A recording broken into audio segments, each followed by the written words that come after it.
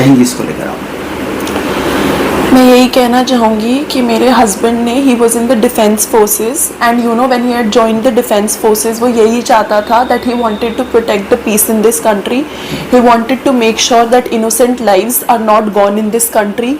He wanted to make sure that there is no hatred and terror in this country and this operation signifies his spirit that there will terrorism, hatred will not be tolerated by the Indian government. And I'm thankful to the Indian government that they've taken this operation, but I also request them to not end it here. I want them to make sure that this is just the start of end of terrorism in our country. नमस्कार, मैं अजहर शमीम और आप देख रहे हैं देश दुनिया। दोस्तों, जहां एक तरफ हमारी सेना आतंकवाद के ख़िलाफ़ जंग में आतंक के अड्डे को ख़त्म करने के लिए ज़ोरदार तरीके से हमला कर रही है और पाकिस्तान में आतंकियों के अड्डे को तबाह कर रही है, और इस बात को लोगों तक पहुंचाने के लिए उसने एक बहुत अच्छी रणनीति तैयार की। और जब प्रेस ब्रीफिंग हुई, पहली प्रेस ब्रीफिंग, तो उन्होंने एक मुस्लिम महिला कर्नल सोफिया कुरैशी को और व्योमिका सिंह को बैठाया और उन्हीं से ये पूरा डिटेल दुनिया को बताया कि हम क्या करना चाहते हैं और हमने क्या क्या टारगेट अचीव किया।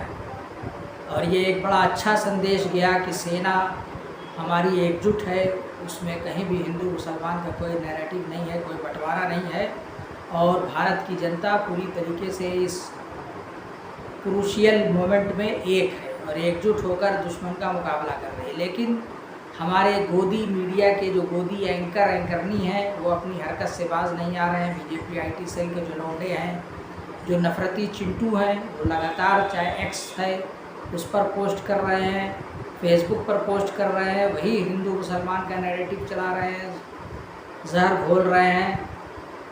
और दीपक शर्मा ने उत्तराखंड के बारे में लिखा कि वहाँ विश्व हिंदू परिषद ने जब रैली निकाली तो उसमें उन्होंने लिखा कि लगातार ये अभियान जारी रहना चाहिए, मुल्लों को छोड़ना नहीं है। इस तरीके से वो लगातार जहर फैला रहा है।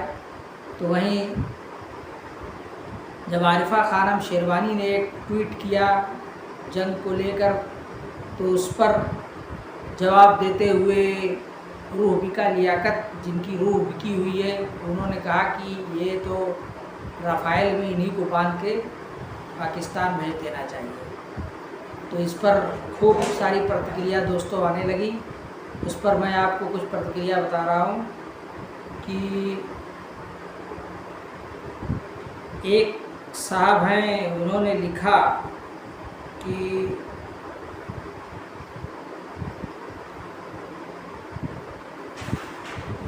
ये जो है रूबिका लियाकत ने अपने एक्स पर जब एक पोस्ट डाली कि मैं तो आज गद्दारों को ब्लॉक करने का आनंद ले रही हूँ, तो फिर क्या था, उनके कमेंट बॉक्स में बहुत सारी प्रतिक्रिया आने लगी। उन्होंने लिखा, एक गुस्ताख नज़र नाम के यूज़र हैं, उन्होंने लिखा कि महाभारत में तो युद्ध सिर्फ द्रौपदी चाहती थी और हश्र सबके सामने है, सबके सब निपट गए।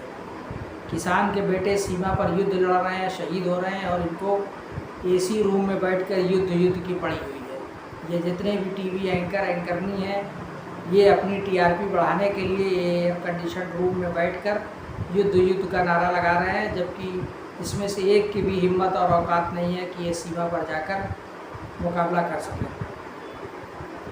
वरिष्ठ पत्रकार गिरजेश वशिष्ठ ने लिखा कि आप खुद को कैसे ब्लॉक करोगी, वैसे आज तो आप अंतर्राष्ट्रीय गर्दभ दिवस है और मैं तो आपको गधा नहीं कहूँगा, हाँ गद्दार कह सकता हूँ, इसलिए कि आपने जिस तरीके से पहलगाम वाली घटना को लेकर लगातार ये नैरेटिव चलाया कि धर्म पूछ कर हमला किया, आपकी पूरी कोशिश थी कि देश में दंगा हो जाए और आप पाकिस्तानी एजेंडे को ही आगे बढ़ा रही थी, तो मैं आपको गद्दार कह सकता हूँ। एक ने लिखा कि आंटी ज़्यादा झूठ फैलाने से परेशान हो गई हैं, इसलिए अब वो बौरा गई हैं। एक ने लिखा कि अंधभक्तों को भी पता चल गया है कि देश में सिर्फ एक ही सेना है, भारतीय सेना, बाकी सब तो सिर्फ मोदी सेना है। और जबकि प्रधानमंत्री ने खुद आह्वान किया है कि देश में लोग एकता बनाए रहें, एकजुट रहें और हम सबको मिलजुल कर एकजुट होकर इस दुश्मन का मुकाबला करना और इससे लड़ना है। तो दोस्तों, मैं अजहर शमीम और आप देख रहे थे देश दुनिया।